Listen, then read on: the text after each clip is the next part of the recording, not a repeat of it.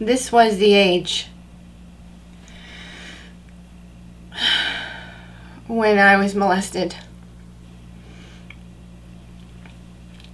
by a teenage boy babysitter in the neighborhood.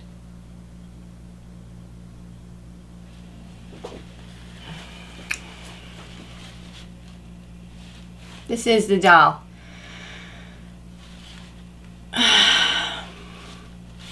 that I was holding in that picture when I was probably around 6 years old. And you can see my dog got a hold of her at some point, and I sewed up her arm and her leg and her dress. And I wish it was that easy to sew up the damage that is done when you're molested.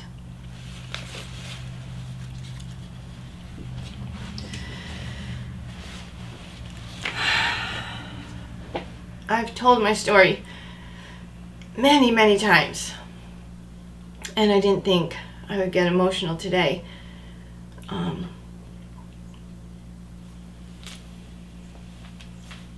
And the reason why I wanted to step in and do this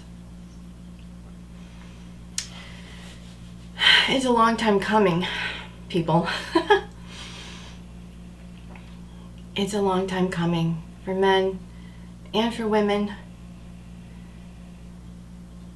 and for men who have been hurt, and for women who have been hurt. My husband was the director of counseling for 9 years in 2 different residential facilities. I wasn't sure what my role would be in joining him at these residential facilities. My background is hair and makeup. I was a hairdresser. But I knew I had my own story. And what happens, yes, we say, oh, is it for drug addicts and alcoholics and eating disorders? Yeah. But once they're on campus, once you hear the backstory, the majority have molestation or abuse, incest, trauma of some kind that led to drug use, stripping in clubs, on the streets. We can never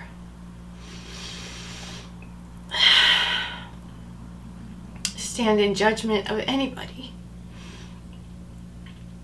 And so those 9 years listening to hundreds of stories gave me an opportunity to heal in my own, to share my story.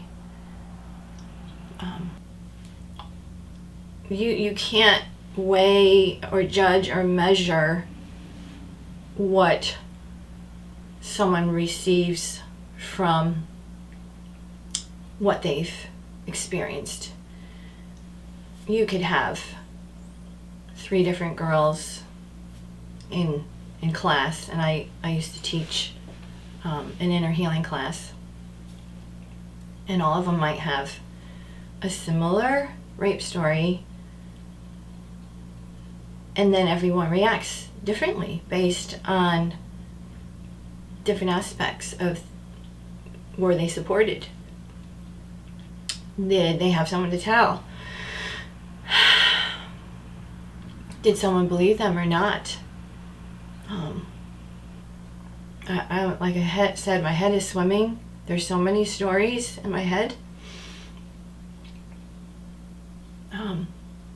But my point in making this video is, it's on the news, and I know that there's very many hurting young women who are being triggered by the news, being triggered by memories and flashbacks.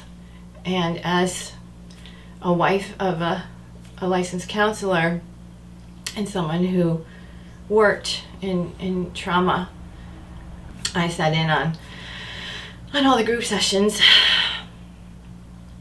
that it's so important that you get the help you need immediately. I went online yesterday to see what are the Me Too stories coming up, and watch some young woman for the first time tell her story on the camera, and my heart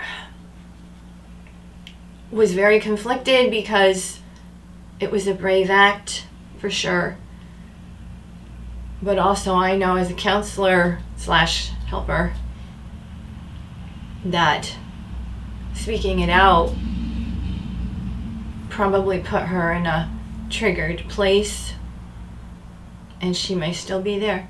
So I have many stories, so let me jump into those. So probably around 6, I was molested by a babysitter in the neighborhood. By the grace of God, my mother knew what had happened. She won't give me details of what I said or anything. It's probably too hard for her. I have some vague memories. And this kid lived across the street, and he was obviously never allowed back to babysit again. My mother explained it like this. She said, well, you had this deer in the headlights look the next day, and I knew something happened. Of course, that didn't stop the fact that I played out in the street with my friends, and when you're a child and the person's a teenager, they feel and look and sound like an adult to a small child. And I remember he was in his garage, and he's like, come on into my garage, and intrepidly, I remember, like an out-of-body experience now as I can picture it, laying down my bicycle and walking toward this black hole, because when it's sunny out and someone's in the garage, it's like black, you really can't see in. And when I got in view, at that point he was already unzipping, and I ran away. So, second time, I was an athlete, and I was jogging to be in shape. I was a long distance swimmer and a diver. And I was riding downtown. Lots of people, lots of cars, small New England town. Some of the streets downtown had one-way streets and kind of went around the duck pond. There's a duck pond, and so I'm jogging, and I just, like, this car following me? Like, no, they're not following me. I think this car is following me. And so all of a sudden, this guy pulls over in front of a liquor store, double parks, 2 cars, and he yells into the owner, and he goes like this, which in my mind is like, give me my daily pint, is assuming what he was asking for. So he runs back in his car, and he visually zooms up to catch up to me, and I'm like, this guy is following me. And so, quick thinking, I decided to jog down a one-way street the wrong way so he couldn't follow me. Well, then he got mad and he took a quick left, peeled through some parking lot, and literally came out and met me at the other end. And obviously by then I knew he was stalking me. And I understand when women are just like, what is going on? And you don't stop it. You don't know what to do. So I was jogging down I was about to go down another street, and I purposely jogged enough into the street, knowing that once I got into the street a little bit, and if he was still following me, because you're still kind of not sure, that once he got into the turn, I would stop and run the other way.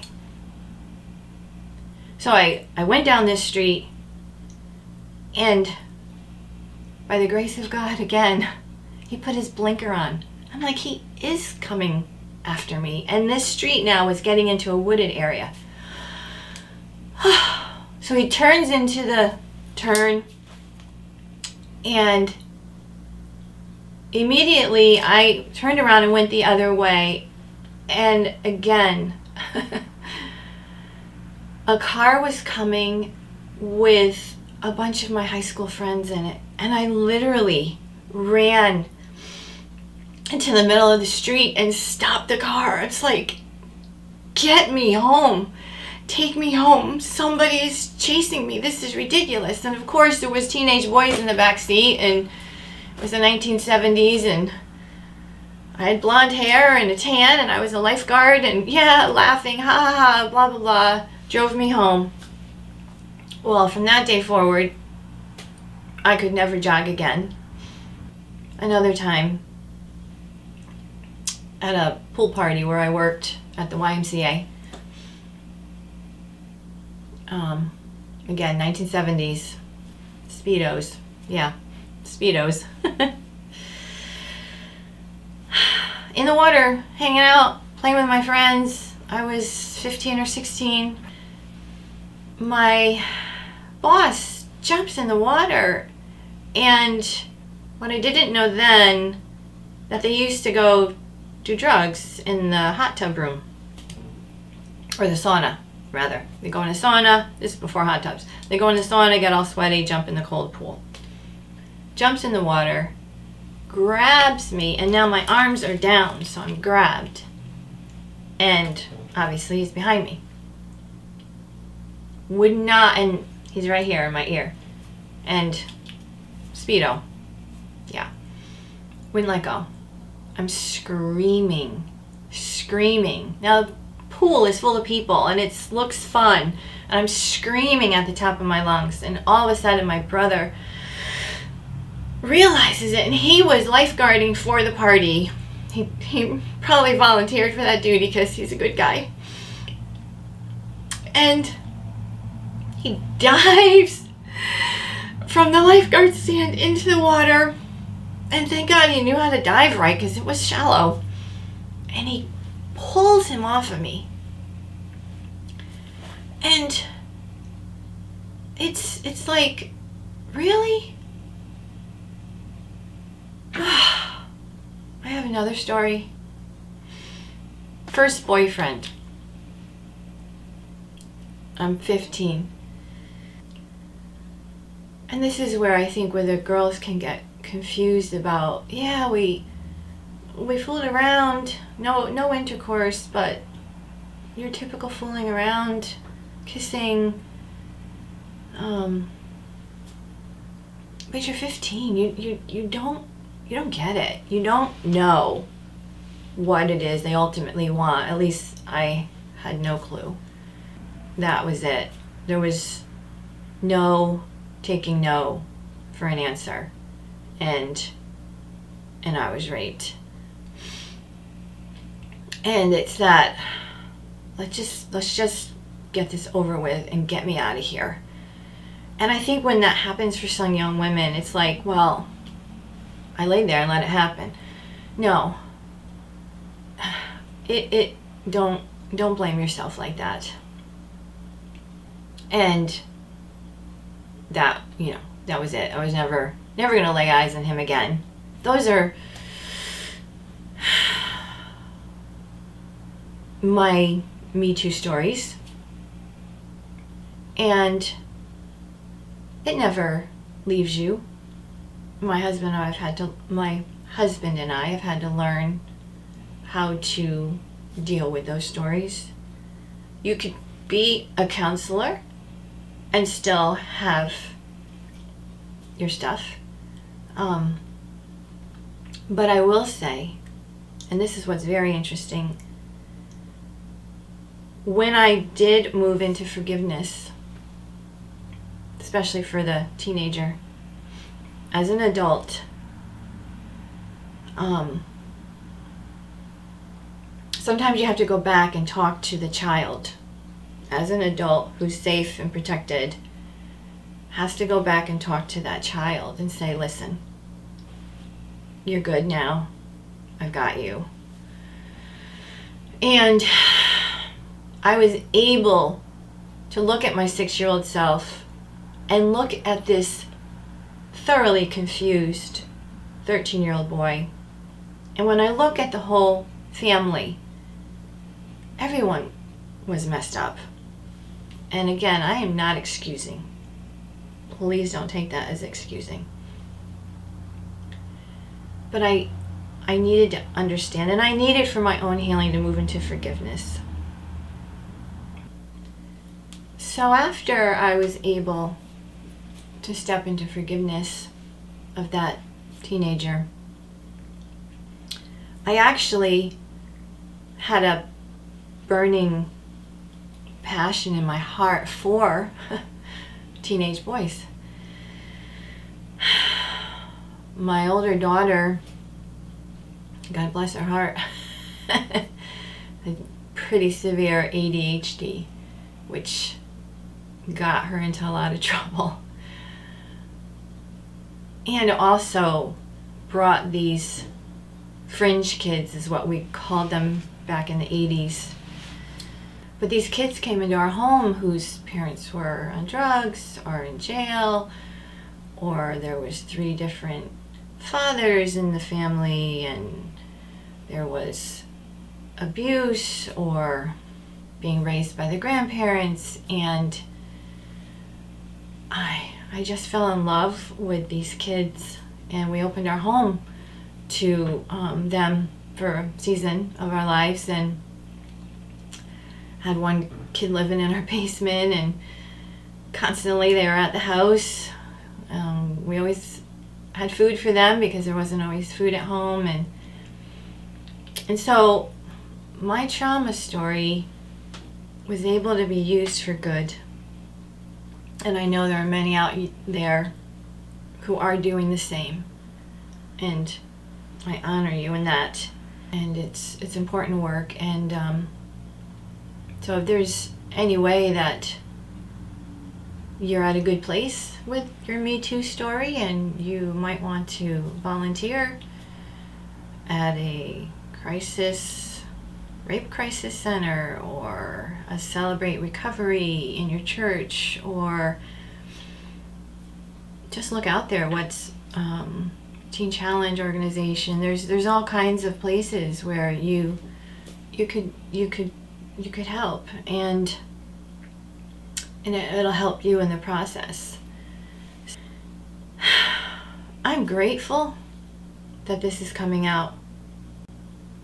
And for many of us, and I hope between my jade bracelet and my jewelry and my African jewelry, that there isn't any woman or man out there that I've missed to reach.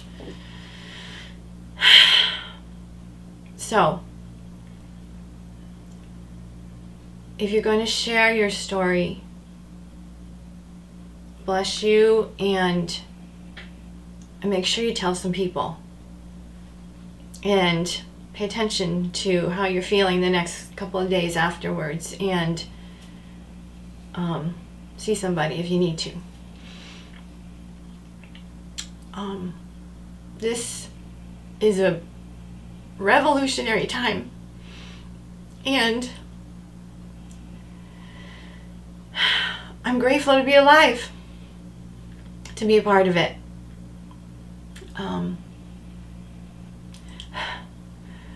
I just painted this backdrop yesterday for my YouTube channel that I'm wanting to start. And my husband and I are going to start a series on mental health with Fritz and Gretchen. That's our names, Fritz and Gretchen. We've been married 37 years. And I thought, I'm going to start a self-awareness series. And it's like, wow, you can't start a self-awareness series without getting this one done first. And I don't want to sound salesy, by no means, but we do have a lot more to say and a lot of help to offer, I hope. I even hate to say it, please subscribe to my channel. But I would appreciate that. And I guess there's like a little bell icon, and if you click the bell, you'll be notified when new videos come out. And right now my husband and I, we do seminars, and we are working on a strengthening your marriage seminar that we hope to bring in video format, online format, something. We're putting it together now. We've done parenting seminars, many different kinds of seminars. So, but wow, what a privilege to get this Me Too story done. And I hope I've helped you, and I hope that no one stays silent. It doesn't have to be this format, but I hope you don't stay silent. God bless. Thank you for your time and attention.